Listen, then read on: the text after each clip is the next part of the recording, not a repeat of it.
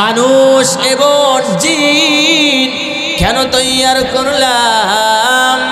আমি আল্লাহ রাব্বুল আলামিন দুনিয়াদারি করার জন্য তৈয়ার করি নাই, দুনিয়ায় সময় নষ্ট করার জন্য করি নাই, সংসার করার জন্য তৈয়ার করি নাই।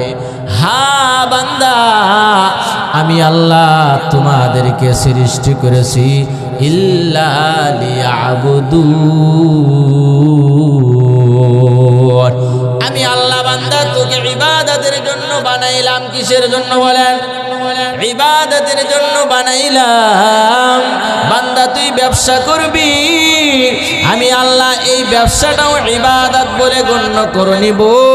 বান্দা তুমি সংসার করবা, আমি আল্লাহ তোমার এই সংসারটাও ইবাদত বলে গণ্য করে নিব। ওরে নবীর আশিক উম্মতের দল, আল্লাহ রাব্বুল আলামিন বলেন এই দুনিয়াটা হলো খেলার জায়গা। কিসের জায়গা বলেন? যখন সময় শেষ হয়ে যাবে, দুনিয়াতে আর একটা সেকেন্ডও থাকতে পারবো না। থাকার সুযোগ আছে, একটা সময় একটা মুহূর্ত দুনিয়াতে আপনি আমি থাকতে পারবো না। আল্লাহ রাব্বুল আলামিন বড় বড় ওই যে বড় বড় আমাদের যারা বড় বড় আছে তাদেরকে দিয়ে আল্লাহ শিক্ষা গ্রহণ করায়া দিলেন।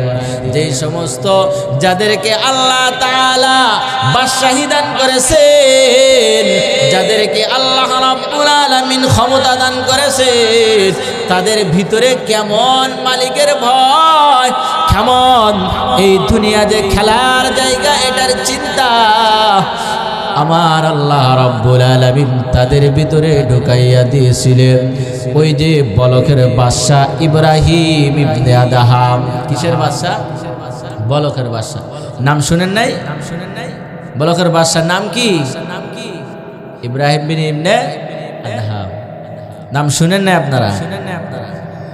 আল্লাহ তাআলা 30 বছর যাবত বাদশাহী করছেন, রাজত্ব করছেন। কয় বছর? 30 বছর। বলখের বাদশাহ ইব্রাহিম বিন আদহামকে আল্লাহ রাব্বুল আলামিন 30টা বছর যাবত শাসনে বসে আছে, রাজত্ব পরিচালনা করতেছে। ওরে আল্লাহর বান্দা, 30 বছর যাবত আল্লাহ তাআলা তাকে ক্ষমতা দান করেছে। আল্লাহ তাআলার কেমন পাগল, আল্লাহ তাআলা পরীক্ষার জন্য ফেরেশতা পাঠায়া দিলেন, যাও যাও আমার বান্দা ইব্রাহিম বিন আদহামের কাছে যাও। যাওয়ার পরে তাহাজ্জুদের সময় যখন হয়ে গেছে, এমন সময় আল্লাহ রাব্বুল আলামিন বলকের বাদশার কাছে ফেরেশতা চলে আসছে। দারোয়ানের সামনে দাঁড়াইয়া বলে, দারোয়ান ভাই, আপনার বাদশার সাথে একটু দেখা করতে চাই। ওরে নবীর আশিক, কথাগুলো দিল দিয়া শুনবেন, মন দিয়া বুঝবেন। আল্লাহ রাব্বুল আলামিন ফেরেশতা পাঠাইয়া দিলেন। দারোয়ানকে বলে, দারোয়ান ভাই, আপনার বাদশার সাথে আমি একটু দেখা করতে চাই। না না, এই গভীর রজনীতে দেখা করা যাবে না। বলে, না না, আমি দেখা করতে চাই, দেখা না করিয়া আমি কিন্তু এখান থেকে যাব না। এই কথা বলার পর দারোয়ান অনেক পীড়াপিড়ি করলেন, কিন্তু শুনে না। দারোয়ান ভিতরে চলে গেলেন। বাদশা নামদার একজন মুসাফির আপনার সাথে দেখা করার জন্য আসছে, আপনার সাথে কথা বলতে চাই, দেখা করতে চাই। ও বাদশা নামদার, আপনার সাথে কথা না বলে দেখা না করে যাবে না। বাদশা নামদার ডাক দেয়া বলে, দারোয়ান কে আসছে এত গভীর রজনীতে, ডাক দাও। তখন দারোয়ান ডাক দিলেন ভিতরে, আসেন আসেন, বাদশা নামদারের সামনে আসেন। আসার পর বাদশা ডাক দিয়া বলে, কে তুমি, কে তুমি? বলে, আমি একজন মুসাফির। আমরা দুনিয়াতে সকলেই কি বলেন? দুনিয়াতে সকলেই মুসাফির। আমরাও কিন্তু দুনিয়াতে সবাই মুসাফির, অর্থাৎ ক্ষণস্থায়ী জায়গা, অস্থায়ীভাবে আমরা আসি, এখন আসি, আবার একটা সময় আসবে আমরা কেউ থাকতে পারবো না। কি বলেন? তো বাদশা নামদারের কাছে আসার পরে বলতেছে, বাদশা নামদার, আপনার কাছে আমি মুসাফির মানুষ, আজকে রাত্রটা আপনার এখানে মেহমান হয়ে থাকতে চাই। কি হয়ে থাকতে চায়? মেহমান হয়ে থাকতে চায়।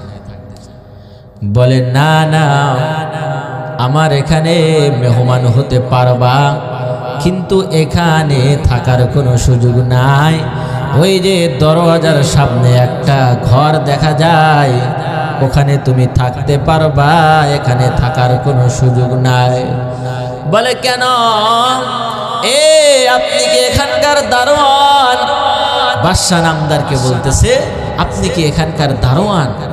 বাদশা বলে, মুসাফির, তুমি কি বলো? মুসাফির, তুমি কি বলো? তুমি আমাকে চিনোনি? আমি এখানকার বাদশাহ, বলকের বাদশাহ। বলে, আপনি কত বছর রাজত্ব করেন? বলে, আমি 30 বছর রাজত্ব করলাম। বলে, এই 30 বছরের আগে এখানে কে রাজত্ব করেছে? বলে, আমার বাবা রাজত্ব করেছে। বলে, এখান থেকে 50 বছর পরে আপনি থাকতে পারবেননি। বলেন তো দেখি, 50 বছর পরে আমরা কেউ দুনিয়ায় থাকবো? দুনিয়ায় থাকবো 10 বছর গ্যারান্টি নাই। তো বাদশার কাছে জিজ্ঞাসা করতেছে যে 50 বছর পরে কি আপনি এই ক্ষমতায় থাকতে পারবেন? বাদশা বলতেছে, আমি তো ক্ষমতায় থাকতে পারবো না। মুসাফির ডাক দেয়া বলে, বাদশা নামদার, আপনি তো বললেন আপনি দারোয়ান না, একটা গেটের দারোয়ান তো মুসাফির, সেও তো সারা জীবন দারোয়ানগিরি করতে পারে না। ও বাদশা নামদার, যেহেতু আপনি 50 বছর পর এখানে থাকতে পারবেন না, আপনি তো বলেছেন আপনি মুসাফির না, দারোয়ান না, আপনার কথার দ্বারাই বুঝলাম আপনি এখানকার দারোয়ান। এই কথা বলার পর বললেন, বাদশা নামদার, আপনি কিন্তু 30 বছর ক্ষমতায় আছেন, 50 বছর পর আর ক্ষমতায় থাকবেন না। এটার প্রমাণ 30 বছর আগে আপনার বাবা ক্ষমতায় ছিল, আপনি কিন্তু একদিন থাকবেন না। বাদশা নামদার, ঠিক আছে, আমার কথা শেষ, আমি চলে যাই। বলিয়া আল্লাহর পাঠানো ফেরেশতা চলে গেছে। ওই যে বলকের বাদশা ইব্রাহিম বিন আদহাম কিছুক্ষণ পর চিন্তা করলে, চতুর্দিক থেকে স্বর্ণ দিয়া এত সুন্দর খাট পালঙ্গের উপরে ঘুমায়। কিছুক্ষণ পর বলকের বাদশা চিন্তা করলেন, আরে এমন কথা আজ 30 বছরের ভিতরে আমারে কেউ বলে নাই। 30 বছর আমি ক্ষমতায় থাকলাম, 30 বছর পরে 50 বছর পরে আমি আর থাকতে পারবো না। আসলে তো কথাটা ঠিক বলেছে না মিথ্যা বলেছে? ঠিক না বেঠিক বলছে? ঠিক বলছে।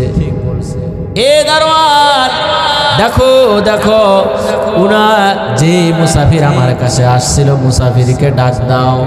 দারোয়ান যাও, মুসাফিরকে ডাক দাও।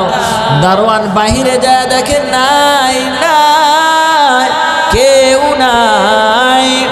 মুসাফির ওখান থেকে বাইর হয়ে সোজা চলে গেছি। দারোয়ান বাদশা নামদারের সামনে যায় বললেন, ও বাদশা নামদার, বাহিরে কেউ নাই, বাহিরে কেউ নাই। বাদশা চিন্তায় পড়ে গেলেন, এমন কথা 30 বছরের ভিতরে কেউ বলে নাই, আমার বুঝার আর বাকি নাই, ইনি হলেন আল্লাহর পাঠানো ফেরেশতা। বাদশা নামদারের বুঝতে আর বাকি নাই, আল্লাহ তাআলার পাঠানো ফেরেশতা, আল্লাহ পরীক্ষার জন্য আমার কাছে পাঠিয়ে দিয়েছে। সুবহানাল্লাহ। বাদশা নামদার চিন্তা করলেন, ওরে নবীর আশিক, বাদশা নামদার চিন্তা করলেন, 50 বছর পরে যেহেতু আমি থাকতে পারবো না, তাহলে এখানে আমার আর থাকার দরকার নাই, আমি আর এখানে থাকবো না, এত সুন্দর পালঙ্কের উপরে আমি আর থাকতে চাই না। এই কথা চিন্তা করিয়া বাদশা নামদার মন্ত্রীদেরকে ডাক দিয়া বললেন, ও মন্ত্রী সব, আজকে থেকে এই বাদশাহী রাজত্ব দায়িত্ব আমি আর করতে চাই না, আমি দায়িত্ব ছেড়ে দিতে চাই, তোমরা দায়িত্ব সুন্দরভাবে বুঝিয়া নাও, এই দায়িত্ব তোমরা বুঝিয়া রাজত্ব পরিচালনা করবা। আমি বলকের বাদশা আজকে থেকে আর এখানে থাকবো না। এই কথা চিন্তা করিয়া বাদশা একটা চামড়ার ব্যাগ নিলেন। কি নিলেন বলেন? একটা চামড়ার ব্যাগ, ব্যাগের ভিতরে তার আসবাবপত্র নিলেন। আসবাবপত্র নেওয়ার পর যেই সকল জিনিস তার দরকার, একটা জামা, দুইটা লুঙ্গি, সেই চামড়ার ব্যাগের ভিতরে নিয়া মালিকের তালাশে বলকের বাদশা বাহির হয়ে গেলেন। বলকের বাদশা ইব্রাহিম বিন আদহাম রাজপ্রাসাদ ছাড়িয়া ওই যে জঙ্গলের ভিতরে চলে গেলেন। যাওয়ার পরে যায়া দেখে আগের থেকে ওখানে একজন ব্যক্তি মাওলার জিকির করতেছি। কি করে? জিকির করে। কিছুক্ষণ পর ওই বান্দার এত সুন্দর সুঘ্রাণ খাবার চলে আসছে। সুবহানাল্লাহ। এত সুন্দর খাবার, এত সুঘ্রাণ খাবার চলে আসছে। আল্লাহর বান্দা ডাক দেয়া বলে, ও ভাই ইব্রাহিম বিন আদহাম, আসো আসো আসো আসো, এই খানার ভিতরে শরীক হও, খানা দুইজন মিলে খাবো। বলকের বাদশা বলে, খাবারটা কার জন্য আসছে? বলে, আমার জন্য। বলে, না না, এমন খাবার আমি খাবো না, যেই খাবার আমার জন্য আসে নাই সেই খাবার আমি খাবো না, বরং আমি নিজে পরিশ্রম করিয়া আমার মালিকের কাছ থেকে খাবারের ইন্তজাম করব। আমি নিজে ইন্তজাম করব মালিকের কাছ থেকে। বলার পরে বাদশা নামদার সেখানে মালিকের জিকির করতেছে, মালিককে খোঁজ করতেছে। কিছুক্ষণ পর ওই যে বলকের বাদশা ইব্রাহিম বিন আদহাম মালিকের কাছে খাবারের জন্য আরজু পেশ করলেন। আল্লাহ তাআলা আসমান থেকে এত সুন্দর ঘ্রাণওয়ালা খাবার পাঠায়া দিলেন। বান্দা তখন বলে, আল্লাহ, এত সুন্দর ঘ্রাণওয়ালা খাবার আমি তো আর কোনোদিন পাই নাই। 30 বছরের বেশি আমি এই জঙ্গলে আপনার বন্দেগী করতেছি, আপনার ইবাদত আমি করি, কিন্তু এত ঘ্রাণওয়ালা খাবার আমি পাই নাই।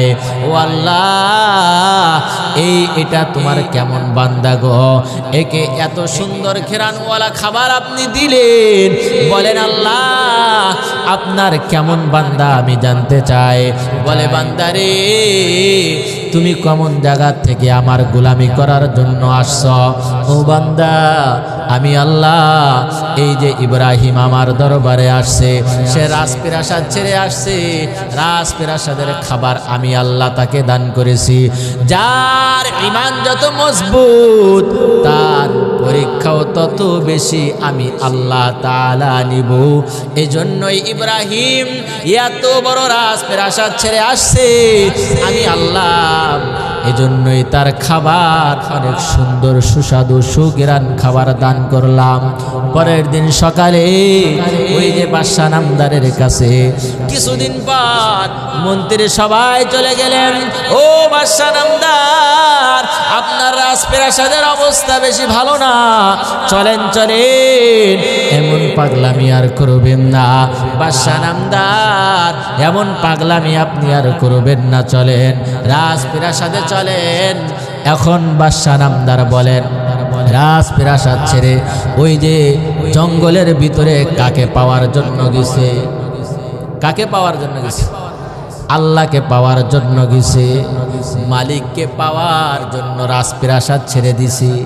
স্বর্ণের খাটের উপরে বাদশা ঘুমায়, স্বর্ণের প্লেটে খাবার খায়, সব কিছু ছেড়ে একমাত্র মালিকের তালাশে সব কিছু ছেড়ে বনবাসে চলে গেছে। কার মোহাব্বত? আল্লাহর মোহাব্বত। এই মোহাব্বত আমাদের থাকা দরকার আছে না নাই? মন্ত্রী সকলে যাওয়ার পর বলে, বাদশা নামদার চলেন, আপনি আর এমন পাগলামি করবেন না, রাজপ্রাসাদে চলেন গো বাদশা নামদার। বলে না না, যায়া দেখি যে বাদশা একটা জামা একদিনের বেশি পরতেন না, সেই বাদশা নদীর কিনারায় বসিয়া বসিয়া বাদশার জামা সেলাই দিতেছি। আল্লাহু আকবার। বাদশা নামদার, আপনি এত বড় বাদশা, একদিনের বেশি একটা জামা আপনি পরেন না, আর আজকে আপনি নিজ হাতে জামাই সেলাই দিতেছেন, আপনি আর পাগলামি করবেন না, চলেন।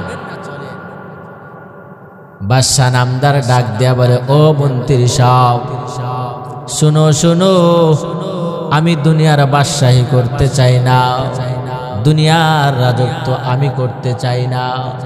আমি এমন বাদশার গোলাম, আমি এমন বাদশাকে পাইলাম, যে বাদশাকে পাওয়ার কারণে আমি ইব্রাহিম দুনিয়ার মধ্যে হুকুম করা দেরি, সেই জিনিসটা পাইতে আমি ইব্রাহিম দেরি করি না।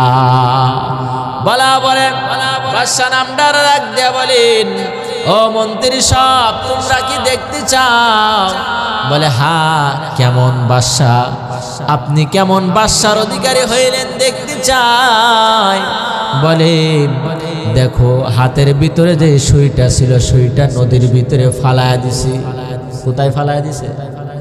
নদীর ভিতরে ফালায়া দিছে। ওরে নবীর আশিক, এমন আল্লাহর মাওলার পাগল হয়ে গেছে। ইব্রাহিম হাতের ভিতরে সুইটা নদীর ভিতরে ফালায়া দিছে।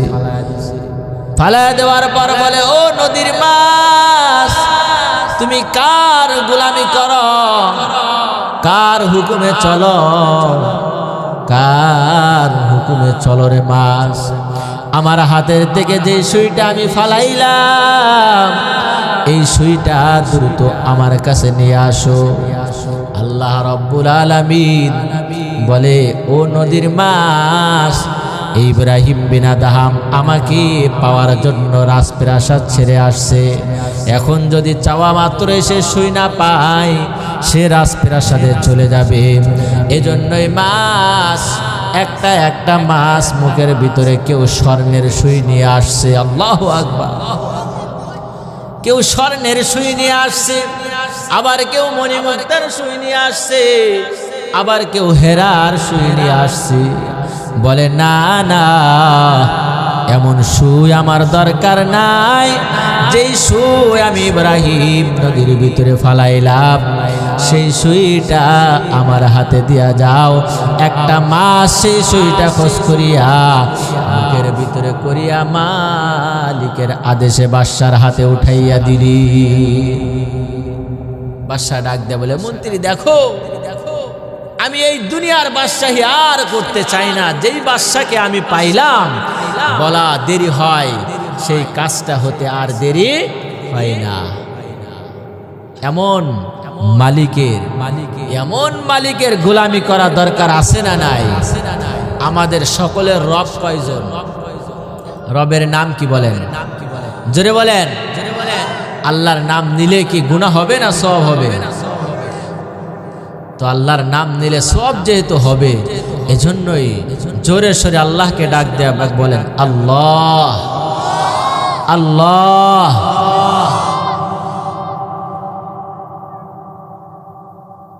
তো বাদশার ভিতরে কার ভয় ছিল? আল্লাহর ভয়, মালিকের ভয়। মালিককে পাওয়ার যে আশা, এই আশা নিয়ে সে রাজপ্রাসাদ ছেড়ে বনবাসে চলে গেছে। শুধুমাত্র আল্লাহ তাআলার মুহাব্বত, আল্লাহর ভালোবাসা। কুল ইন কুনতুম তুহিব্বুনাল্লাহ ফাত্তাবিউনি ইউহিব্বুকুমুল্লাহ ওয়া ইয়াগফির লাকুম যুনুবাকুম ওয়াল্লাহু গফুরুর রহিম। আল্লাহ রাব্বুল আলামিন ডাক দিয়া বলে, ও নবীর আশিক উম্মতের দল, আমি আল্লাহ তাআলাকে যদি পাইতে চাও, আমি আল্লাহ তাআলাকে যদি মহব্বত করতে চাও, আমার নবী মুহাম্মদকে মহব্বত করো। আমার পয়গম্বর মুহাম্মদকে তোমরা ভালোবাসো। আমার নবীকে যদি মহব্বত করতে পারো, আমি আল্লাহ তাআলাকে মহব্বত করা হবে। আমার নবীকে মহব্বত করলে কি লাভ? আমার নবীকে যদি মহব্বত করো, আমি আল্লাহ তাআলাকে মহব্বত করা হবে। আমি আল্লাহ তাআলাকে যদি মহব্বত করো, আমি আল্লাহ তাআলার নবী মুহাম্মদ আরবি সাল্লাল্লাহু আলাইহি ওয়াসাল্লাম বলে দিলেন, আমার সাথে সেই উম্মত জান্নাতে একসাথে থাকবো। সুবহান।